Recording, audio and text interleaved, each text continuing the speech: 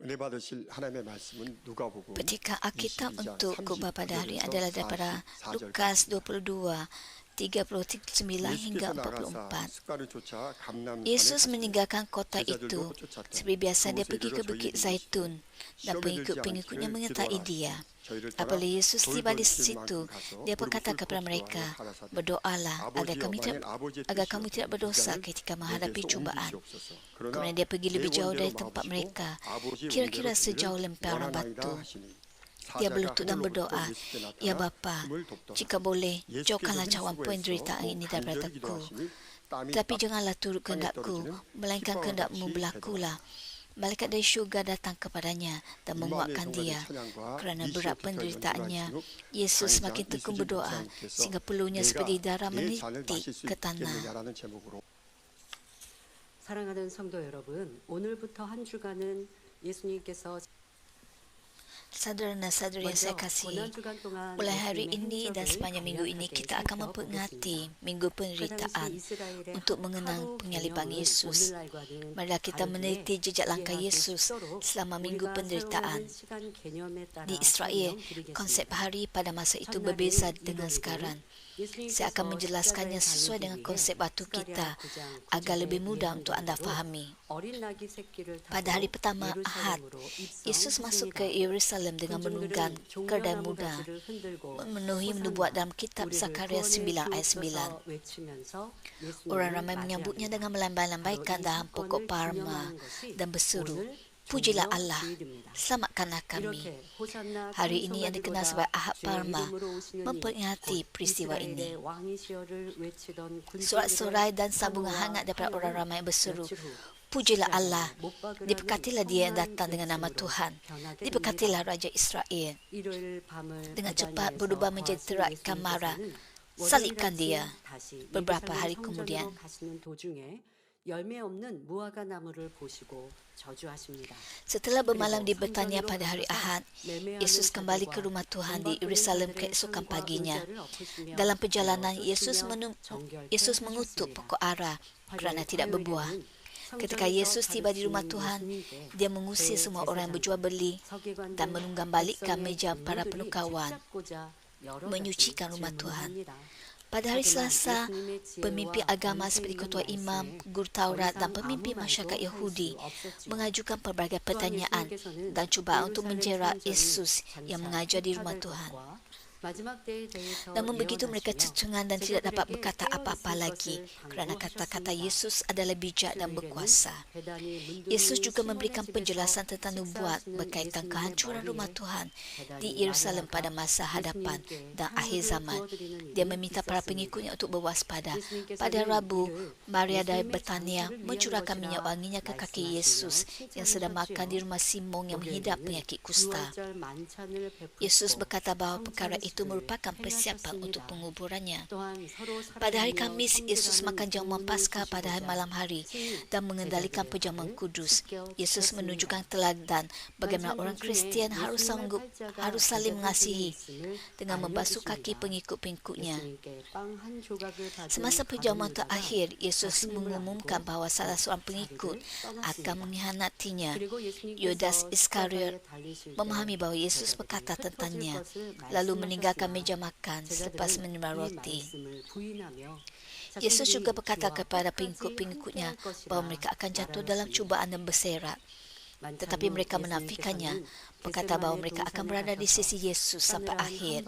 Selepas perjamuan terakhir, Yesus pergi ke Getsemani dan bergelut dalam doa untuk memikul salib. Dia berdoa dengan begitu bersungguh-sungguh sehingga peluhnya seperti darah menitik ke tanah. Selepas berdoa, Yesus ditangkap oleh orang yang dibawa oleh Yudas Iskariot. Ketika dia dibawa kepada Imam Agung Hanas, masa berlalu dan sudah hari Jumaat. Selepas dibicarakan di rumah Imam Agung Hanas, Yesus dihantar kepada Imam Agung Kayafas, lalu ke Majlis Agama dan seterusnya Pilatus. Yesus kemudian dihantar kepada Herodes untuk diadili tetapi dihantar kembali kepada Pilatus dan kemudian dia jatuhkan hukuman mati. Sementara itu Yesus dicambuk dan dipukul sehingga seluruh tubuhnya berlumuran darah. Terdapat askar yang meludahi dan menghina Yesus, tapi Yesus sedikit pun tidak mengeluh. Yesus memikul salib sehingga Golgota, dipakukan pada kayu salib pada pukul 9 pagi dan menghembuskan nafas yang terakhir pada pukul 3 petang. Yesus mengkabarkan jalan keselamatan kepada roh-roh di kubur atas, dan pada awal pagi Ahad, dia bangkit dalam masa 3 hari selepas penguburannya. Dia menjadi penyelamat umat manusia dengan menghancurkan kuasa kematian. Saudara dan saudara yang saya kasihi, semoga minggu ini kita semua memahatkan jejak langkah Yesus di dalam hati kita dengan mendalam dan mempersembahkan lebih banyak rasa syukur atas kasih Tuhan Yesus yang telah menanggung pengorbanan besar untuk menyelamatkan kita. Kita dapat melihat bahawa kehidupan Yesus dari kelahiran hingga kematiannya hanyalah berdasarkan ketentuan Tuhan. Hal yang sama juga berlaku dalam keseluruhan proses dia memikul salib.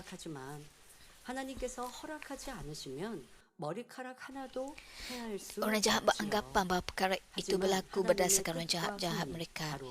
Tapi tanpa izin Tuhan, selai rambut pun di kepala kita tidak akan dapat dirosakkan.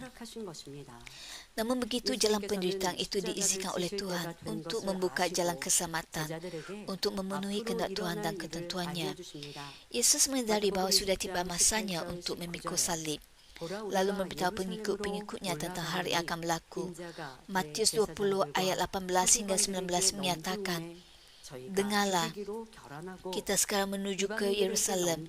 Di sana anak manusia akan diserahkan kepada ketua iman dan guru Taurat. Mereka akan menjatuhkan hukuman mati kepadanya, lalu menyerahkan dia kepada orang bukan Yahudi yang akan mengolok-olok dia, menyesah dia dan menyalibkan dia. Tapi pada hari ketiga dia akan dibangkitkan semula." Bagaimana reaksi para pengikut Yesus apabila mereka mendengarnya? Walaupun kata-kata Yesus penuh dengan penderitaan, para pengikut Yesus tidak dapat memahami maksudnya yang dalam.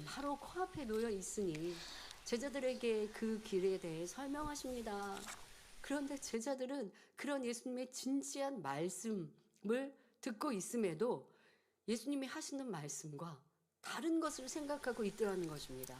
그러면 제자들은 무엇을 생각하고 바라고 있었을까요?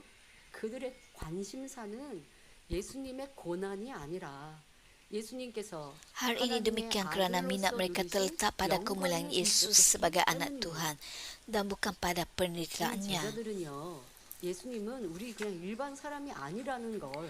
Para pengikut Yesus beranggapan bahawa Yesus akan menjadi raja dunia ini, menikmati kekayaan dan kehormatan serta memerintah semua bangsa.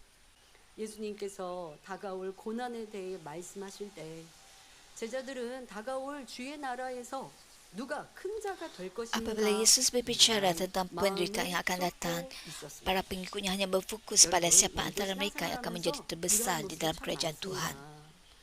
특히 제자 중 야고보와 요한의 어머니는 예수님께 나와 Secara khusus, Ibu Yakobus dan Yohanes meminta Yesus untuk membolehkan anak-anaknya duduk di sebelah kiri dan kanan Yesus di dalam kerajaan Tuhan. Yesus berasa kasihan terhadap para pengikutnya yang belum matang iman mereka, lalu dia berkata, "Kamu tidak tahu apa yang kamu minta. Sanggupkah kamu minum dari cawan penderitaan yang akan aku minum?"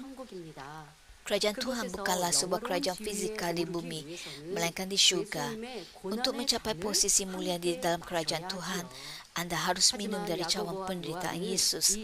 Dan begitu para pengikut Yesus, yaitu Yakobus dan Yohanes, tidak sepenuhnya dapat memahami maksud pertanyaan itu. Pada saat itu, mereka berasa yakin bahawa mereka dapat bersama Yesus, tidak kira apa-apa pun yang terjadi, dan dengan berani menjawab, sanggup. Dengan hati yang sama, Petrus membuat pengakuan ketika makan malam terakhir sebelum Yesus disalibkan. Matius 26:35 menyatakan, 그러면서 베드로가 말합니다. 마태복음 26장 35절에 내가 주와 함께 죽을지언정 주를 부인하지 않겠나이다. Petrus menjawab, "Tidak sekali-kali saya akan berkata saya tidak mengenal guru, meskipun saya terpaksa mati bersama-sama 이때 guru." 마음은 Semua 자기 pengikut yang lain 마음은 pun berkata demikian. 진실이라고 생각한 거예요. 그런데 바로 그 새벽에 Mereka menyangka bahawa mereka mempunyai iman yang besar. 우리의 모습을 살펴보면 돼요. 여러분들도 성령 충만할 때 내가 주를 위해 살리라. Tapi kemudiannya Petrus mengingkari Yesus. Anda perlu merenung diri Anda sendiri. 우리가 눈물로 고백하고 결단하지 않습니까? 그때는 진심인 줄 알았어요. 그런데 Kita hanya berfokus kepada kerajaan syurga. 또 내가 구습대로 세상을 쫓는 모습 여러분 스스로 볼 때 참 기운이 빠지죠. 근데 이게 우리 인생이라는 거예요. 그러니까 내 마음이 그렇게 내가 생각하는 것처럼 하나의 마음이 아니고 성경도 말씀하신 대로 여러 마음이고 그 여러 마음이니 지금 뭔가 충만할 때에 고백하는 진리, 영에 속한 마음은 그 마음으로 충만했지만 이내 세상을 쫓고 세상을 바라보면 육의 마음의 모습이 나와서 고백했던 것과 다른 내 행함을 보이고 있죠. 자, 그러면 어떻게 해야 되는데? 그러니까 진리로 내 마음을 변화시켜서 여러 마음이 아니라 하나의 마음, 바로 영의 마음으로 이루어야 되죠. 그러면 고백하고 결단한 것 해이해지지 않고 그 고백한 대로 지켜 행하는 진실한 사람이 될 수 있습니다. 제자들은 지금 자기의 마음으로 예수님을 붙잡겠다, 죽음의 자리에도 함께하겠다 했지만 그렇지 못한 모습을 우리는 기억합니다. 사랑하는 성도 여러분, 여러분은 어떠하십니까? Saudara-saudari, bagaimanakah Anda akan memberikan respons bagi pertanyaan tersebut? Adakah Anda benar-benar mengasihi Tuhan Yesus yang menderita dan mati di atas kayu salib bagi kita? Jika Tuhan Yesus bertanya, "Sanggupkah kamu minum dari cawan penderitaan yang akan aku minum?" Apakah akan Anda jawab? Pada hari ini kita akan meneliti maksud cawan penderitaan yang diminum oleh Yesus dan hatinya di sebaliknya. Semoga pesanan ini membantu Anda untuk merenung kembali diri Anda dan bertanya sama ada Anda dapat benar-benar minum daripada cawan penderitaan Tuhan Yesus. Saya berdoa dalam nama Tuhan Yesus agar Anda dapat minum daripada cawan itu dan memikul salibnya bersama-sama. Sebagai anak Tuhan, Yesus menunjukkan kuasa yang besar dan menjadi menara cahaya bagi orang yang tanpa harapan. Dia menyembuhkan pelbagai penyakit dan kelemahan banyak orang, mengusir roh jahat dan mengkabarkan Injil syurga. Banyak orang mengikuti Yesus dan 12 pengikut berkongsi kasih yang lebih mendalam dengan Yesus. Namun begitu, Yesus tidak dapat berkongsi rahmat dan tinggal bersama mereka selama-lamanya. Waktunya tiba baginya untuk memikul salib. Dan dia harus meninggalkan orang-orang yang dikasihinya dan kembali kepada Bapa. Apabila waktunya tiba, Yesus pergi ke Bukit Zaitun dan berdoa dengan sungguh-sungguh. Dalam Lukas 22 ayat 42, Yesus berdoa, "Ya Bapa, jika boleh, jauhkanlah cawan penderitaan ini daripadaku. Tapi janganlah turut kehendakku, melainkan kehendak-Mu berlakulah." Doa ini merupakan seruang untuk menyelamatkan semua jiwa dengan harga darah Yesus yang tidak bercela. Doa ini juga merupakan doa untuk memperoleh kemampuan untuk bertahan dengan sempurna dalam cubaan dan kesulitan besar bagi pihak kita. Yesus berdoa dengan sangat bersungguh-sungguh sepanjang malam sehingga pembuluh darahnya pecah dan peluhnya berubah menjadi titisan darah. Setelah berdoa, Yesus ditangkap oleh orang Yahudi yang dipimpin oleh Yudas Iskariot dan penderitaan salib bermula.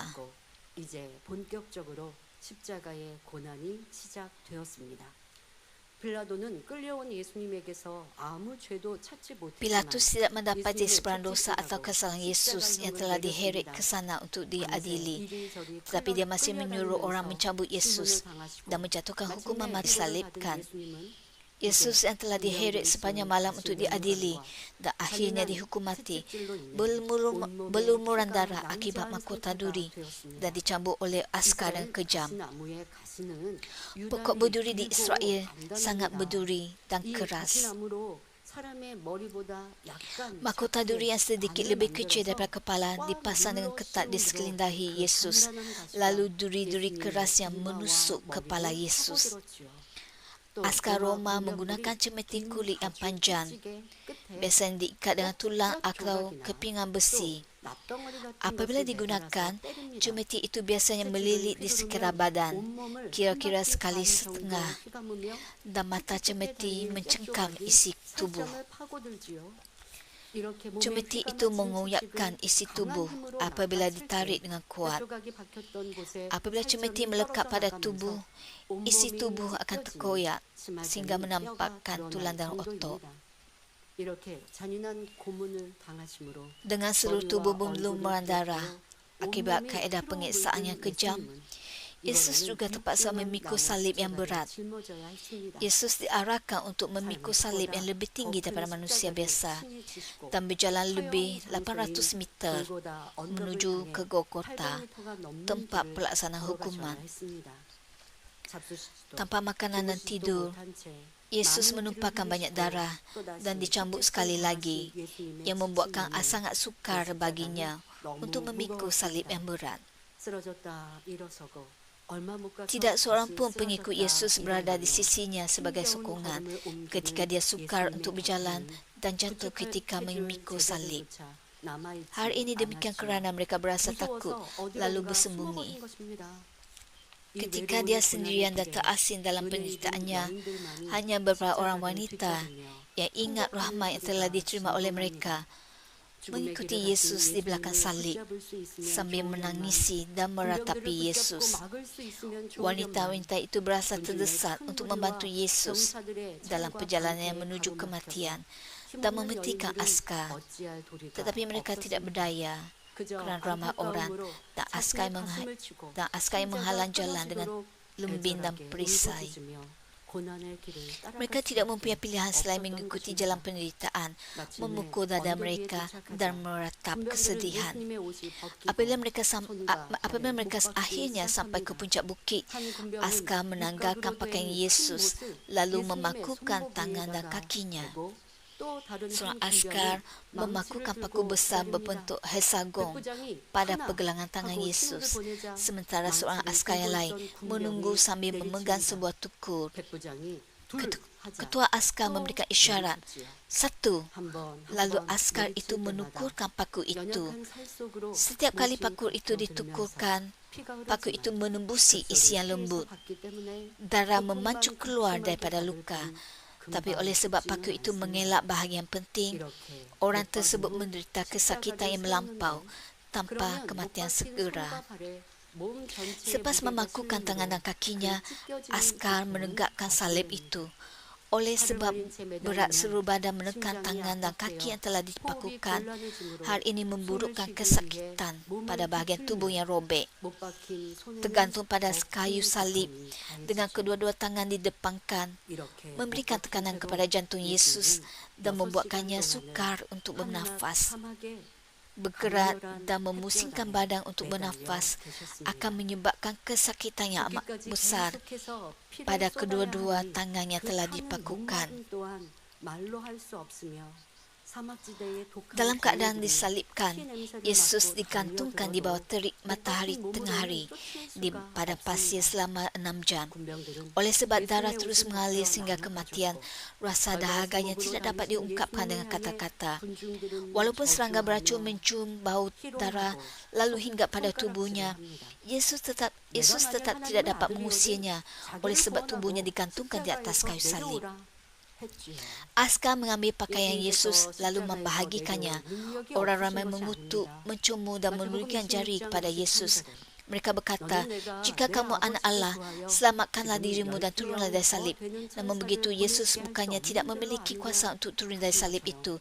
Matius 26:53 menyatakan, "Tidakkah kamu tahu bahwa aku boleh meminta Bapakku menolong aku, dan dengan segera Bapakku dapat mengirim malaikat yang lebih daripada 12 pasukan?" Yesus dapat memintakan malaikat untuk menyingkirkan orang-orang jahat itu. Namun begitu, Yesus lebih tahu berbanding dengan sesiapa pun bahawa dia dapat menyelamatkan seluruh umat manusia dengan memikul salib dan mati di atas kayu salib. Jadi dia tidak akan memilih untuk turun. Yesus hanya berdoa dengan penuh kasih sampai nafas terakhirnya dengan berseru, "Ya Bapa, ampunilah mereka. Mereka tidak mengetahui apa yang dilakukan oleh mereka." Selepas penderitaan begitu besar dan menumpahkan semua darah dan airnya, Yesus akhirnya mengakhiri penderitaan dan menyerahkan rohnya. Saudara dan saudari yang saya kasihi, apakah yang ada dalam fikiran Yesus sepanjang penderitaan itu? Walaupun dalam penderitaan yang besar, hati Yesus tidak mengandung keluhan atau kebencian. Hatinya penuh dengan kesyukuran dan sukacita. Oleh sebab banyak jiwa menerima keselamatan melalui penderitaan ini dan ketentuan Tuhan sedang digenapi, Yesus bersyukur dan bersukacita. Untuk mendapatkan anak-anak sejati, Tuhan Bapa berkongsi rancangan pemupukan manusia dengan Yesus dan Roh Kudus sebelum dunia ini diciptakan. Tuhan tahu bahawa selepas pemupukan manusia bermula, masa yang akan tiba bagi Yesus dilahirkan di bumi sebagai manusia dan disalibkan. Mengapakah hal ini perlu berlaku?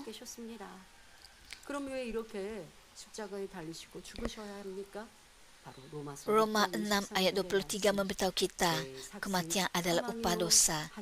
Sebagai keturunan Adam, umat manusia yang berdosa ditakdirkan untuk mati dan jatuh ke dalam neraka sebagai upah bagi dosa. Separuh kedua Roma 6:23 mencatatkan, "Tapi hidup sejati dan kekal bersama-sama Kristus Yesus, Tuhan kita, adalah anugerah Allah." Yesus yang tidak berdosa menderita kematian bagi pihak kita agar kita dapat menerima pengampunan dosa jika kita beriman. Yesus harus dipakukan melalui tangan dan kakinya bagi pengampunan dosa yang dilakukan melalui tubuh kita. Yesus harus memakai mahkota duri bagi pengampunan dosa yang dilakukan dengan pemikiran kita. Yesus juga dicambuk untuk menanggung penyakit dan kelemahan kita dan digantung di atas kayu salib untuk menebus kita daripada kutukan. Dengan pengetahuan ini, Yesus hanya taat dengan dilahirkan dengan cara yang hina. Apabila masanya tiba, dia juga menyempurnakan ketentuan Bapa dengan memikul salib dan mati di atas kayu salib. Yohanes 12:27 menyatakan, "Hatiku gelisah. Apa yang akan aku katakan? Haruskah aku berkata, Bapa, jauhkanlah aku daripada saat penderitaan ini?" Tidak, aku datang justru untuk mengalami saat penderitaan ini. Hal ini bermaksud Yesus akan mengelakkan penderitaan jika dapat, tapi dia rela menanggungnya kerana itulah tujuan kedatangannya ke bumi. Yesus juga berasa sedih dan tidak tenang memikirkan Tuhan Bapa yang akan bersedih melihat dia menderita. Apabila Yesus mendengar kata-kata, "Salibkan dia," dilaungkan oleh orang ramai, atau melihat askar mencabut dan memukulnya, hatinya hanya dipenuhi dengan kasih dan belas kasihan. Walaupun mereka adalah orang jahat dan berdosa, kasih Yesus kepada jiwa-jiwa tidak berubah kerana mereka ialah makhluk ciptaan Bapa. 또 사람같이 나셨음을, 그것이 바로 십자가의 도의 비밀 아닙니까? 그리고 이것이 아프지 않으신 것이 아니라 우리를 사랑하셔서 아픔도 Kerana Tuhan Yesus mengasihi kita, dia bertahan dalam menanggung penderitaan. 고난받는 또 이런 고백을 하신 것, 또 이 잔을 피하기를 원하시지만 분명히 그런 기도를 올리셔도 아버지의 뜻이니 하시겠다라고 또 하시죠. 그것은 고난받는 예수님의 모습을 보시며 마음 아파하실 아버지 하나님을 생각하심으로 슬프고 민망한 마음이 드시니 내가 이 잔을 또 감당하겠다 마무리에는 고백하셨습니다. 하시지요. 십자가에 못 박으라 소리치는 군중들과 채찍으로 때리고 손발에 못을 박는 군병들을 보실 때도 그 마음에는 오직 사랑과 긍휼만이 가득하셨습니다. 타락하고 범죄하며 악으로 나오는 무리들이라 할지라도 이들도 아버지께서 창조한 영혼들이며 구원의 길로 나올 것을 믿음으로 Dia yakin bahawa 바라보았기에 orang-orang itu akan menuju 영혼들에 jalan 대한 keselamatan. 예수님의 사랑은 Oleh itu, 변함이 banyak 없으셨던 pemikiran 것입니다. terlintas dalam minda Yesus ketika dia naik ke Golgotha untuk menyelamatkan umat manusia. Dan ketika dia digantung di atas kayu salib sambil memandang, sambil melihat orang ramai. 악을 바랄 수 있습니까? 하신 것이 아니라 그러한 악을 아시면서도 예수님께서 이 십자가에 내가 십자가의 고난과 고초를 당하고 그 보혈의 피를 흘리니 저들도 회개하게 하옵소서 구원받게 하옵소서라는 고백만 올리신 사랑의 예수님이셨습니다. 이렇게 Walaupun 사랑하는 Yesus 영혼들을 mengetahui 구원하기 kejahatan 위해 orang-orang itu, 골고다 언덕을 오르시면서 tapi 또 Yesus 십자가에 mahu 달려 mereka menerima 군중들을 keselamatan melalui 바라보시면서 darahnya tercurah. 예수님의 마음에는 참으로 많은 일들이 스쳐갑니다. 처음 아버지 하나님으로부터 Sejak pembahagian Tuhan 부르짖으신 Trinity, 이후로 Yesus 하나님과 berada di 성령님과 syurga 함께 bersama Bapa dan Roh 천국에서 Kudus. 지내셨던 때 Dia mengenang kembali 한없는 masa-masa 사랑과 ketika 기쁨을 dia berkongsi 서로 kasih 나누며 또 앞으로 dan sukacita yang tidak 참된 자녀들을 berkesudahan 얻을 계획 dan bergembira 즐거워하셨던 atas rancangan untuk 일들이 mendapatkan anak-anak 떠오릅니다. sejati pada masa hadapan. 십자가를 Yesus 지시기 juga 위해 이 mengingati 땅에 masa 오실 때 ketika dia 아버지 hampir turun ke 하나님과 bumi ini 성령님과 untuk memikul 나누었던 salib. 사랑의 Bagaimana dia 말씀들과 berkongsi kata-kata 다시 kasih 천국에서 dengan Tuhan 만날 Bapa dan 날을 Roh Kudus 기약했던 dan berjanji 일들이 untuk bertemu 기억나죠. lagi di 바로 syurga. 십자가에 달려 계시면서 Banyak 천상에 kenangan dari masa yang 있었던 그 dilaluinya di 일들을 bumi 기억하시죠? juga terlintas 또 dalam 이 mindanya. 땅에서의 여러 기억들도 Begitu juga saat 떠오릅니다. ketika 사람의 몸을 dia 입고 dilahirkan sebagai 태어나서 manusia dan 자라셨던 ketika dia 기억과 bertumbuh dewasa. 마지막 Dia 3년 memikirkan 동안 para 사랑을 pengikut yang 나누셨던 dikasihinya 제자들, dan bersama 예수님이 selama 3 섬겼던 tahun 선한 terakhirnya. 여인들을 떠올리시지요. Dia mengingati wanita-wanita 예수님의 yang 죽음을 melayaninya dengan 슬퍼하고 baik. 주님께서 부활하여 Yesus 승천하신 memikirkan 후에도 para 이들은 pengikutnya dengan 빨리 tangisan 남아 kesedihan 고난당할 것을 apabila dia 생각하며 memikirkan 그 mereka yang akan 제자들과 berkabung 여인들도 atas 예수님을 kematiannya 주님을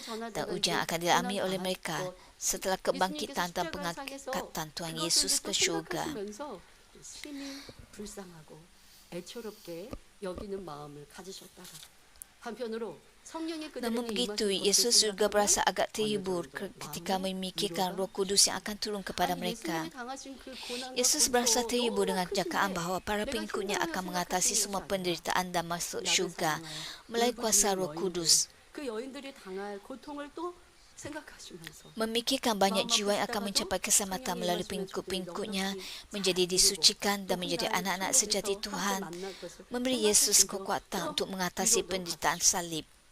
참 얼마나 크고 넓으신 마음입니까? 그런데 우리는 내가 지금 어려움을 당하면 내가 당하는 어려움이 가장 크죠. 상대는 생각하지 못하는 이런 모습이 얼마나 이기적인지 알아야 합니다.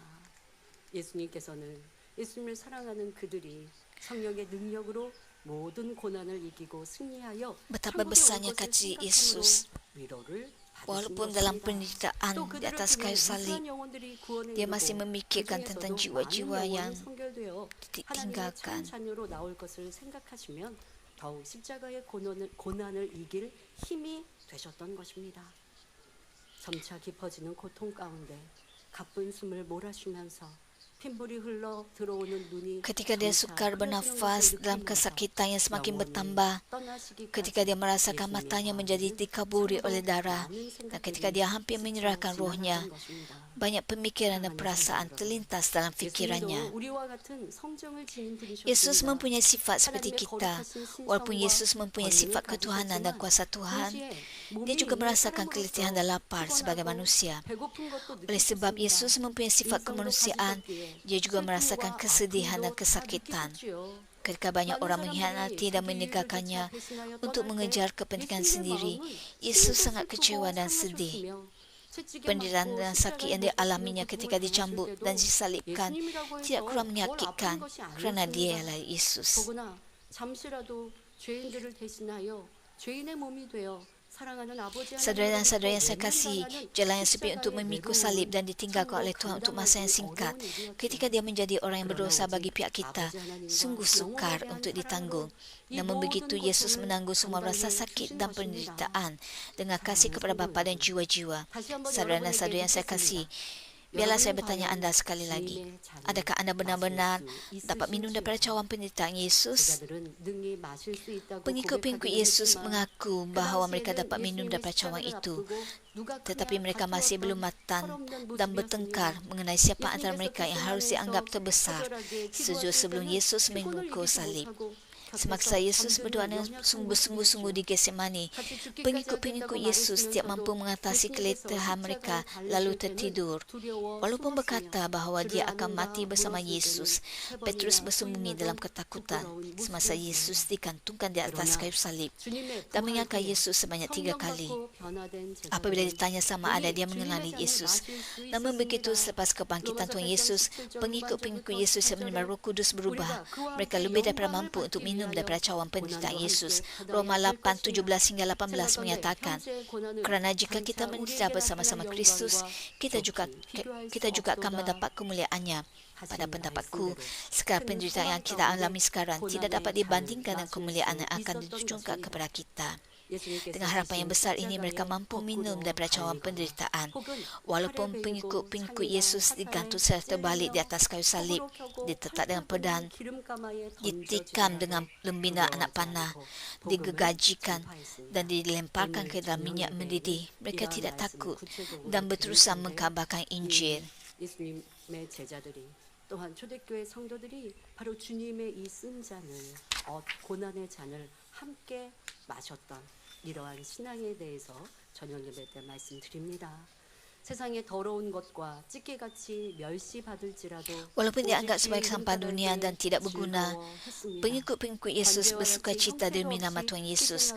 Walaupun mereka harus menjadi persembahan minuman, mereka sangat bersukacita jika mereka dapat memenuhi kehendak Tuhan. Hal ini lebih bernilai daripada sebab penganiayaan dan kematian. Dengan pahala yang besar dan kemuliaan di dalam kerajaan syurga yang diberkati, pengikut-pengikut Yesus melaksanakan misi mereka dengan rasa kesyukuran dan kegembiraan. Kita perlu merunding diri dan melihat jika kita dapat minum daripada cawan penderitaan Yesus dengan hati seperti itu. Adakah anda mengasihi Tuhan lebih daripada sesiapa di dunia ini? Walaupun anda kehilangan kekayaan, kemasyhuran dan apa-apa sahaja, dapatkah anda tetap berpegang kepada firman Tuhan dan mempraktikannya? Dapatkah anda memberikan segala-galanya, termasuk mengorbankan nyawa anda untuk mendirikan kerajaan Tuhan dan menyelamatkan jiwa-jiwa? Adakah anda hidup sebagai garam dan cahaya hanya untuk kemuliaan Tuhan Bapa? Jika anda dapat menjawab soalan ini dengan "Ya Tuhan," atau "Saya menjalani kehidupan minum daripada cawan penderitaan Yesus," maka Tuhan akan menunjukkan bukti kasih-Nya terbesar kepada anda. Anda akan makmur dan sihat sebagaimana jiwa anda sihat, dan anda akan dimuliakan sehingga hati anda berasa puas.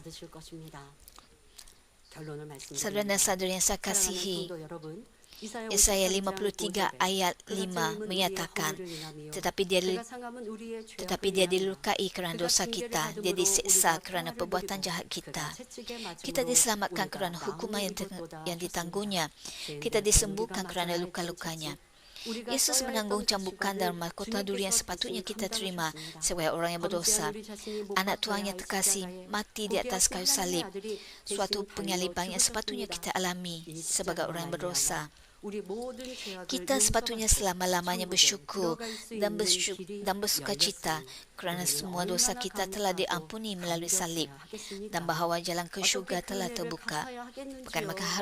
Bagaimana kita harus membalas budi ini?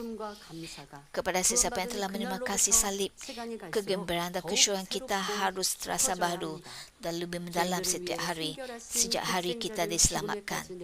Semoga kita semua menjalani kehidupan penuh kesyukuran, sentiasa mengingati kasih Tuhan yang membenarkan anaknya yang tunggal mati bagi kita berdosa.